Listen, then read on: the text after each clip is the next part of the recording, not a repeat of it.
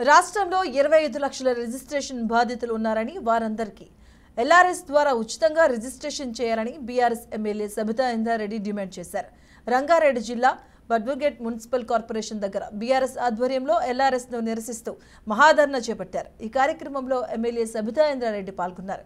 కాంగ్రెస్ ప్రభుత్వం అధికారంలోకి రాకముందు ఎల్ఆర్ఎస్ ను వ్యతిరేకించారని, మరి ఇప్పుడు అధికారంలోకి వచ్చాక కూడా ఎందుకు అమలు చేస్తున్నారంటూ సబితా ప్రశ్నించారు.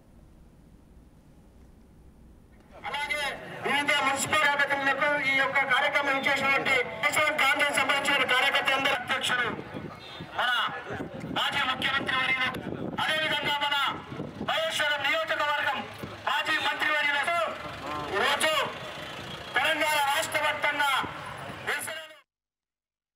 ఎల్ఆర్ఎస్ పెట్టినారు కాబట్టి నో ఎల్ఆర్ఎస్ నో బీఆర్ఎస్ అన్నారు ఉత్తమ్ కుమార్ రెడ్డి గారు. ఇప్పుడు మేము అంటున్నాం నో ఎల్ఆర్ఎస్ నో కాంగ్రెస్. ప్రజలకందరికి అదే రిక్వెస్ట్ చేస్తున్నాం. వాళ్ళు చెప్పిన మాటే కదా, వాళ్ళే ఉచితంగా చేస్తామన్నారు కదా, చేయాలని విజ్ఞప్తి డిమాండ్ చేస్తా ఉన్నాం. బట్టి విక్రమార్క గారు గౌరవ డిప్యూటీ సీఎం గారు మాట్లాడుతూ కూడా అదే మాట చెప్తున్నారు. ఇప్పుడు మీరే అధికారంలో ఉన్నారు, మీరే మంత్రులుగా ఉన్నారు, మంత్రివర్గంలో ఉన్నారు. మీరు ఈరోజు ప్రజాపాలన అందిస్తామన్న మీరు ఉచితంగా చేస్తామని ఎన్నికల కన్నా ముందు ఒక హామీ, ఎన్నికలైన తర్వాత ఇంకో రకంగా ప్రవర్తిస్తున్న మీ ద్వంద్వ నీతిని తెలంగాణ రాష్ట్ర ప్రజలు గమనిస్తూ ఉన్నారు. ఇప్పటికైనా దాదాపు 25 లక్షల మంది ఈరోజు ఎల్ఆర్ఎస్కి అప్లై చేస్తున్నారు. వాళ్ళందరికీ మేలు జరగాలంటే మీరు ఉచితంగా చేయాల్సింది ప్రభుత్వం. మీరు ఇచ్చిన హామీకి కట్టుబడి ఎల్ఆర్ఎస్కి అప్లై చేసిన వాళ్ళందరికీ ఉచితంగా చేయాలని బీఆర్ఎస్ పార్టీ తరఫున డిమాండ్ చేస్తూ ఉన్నాం.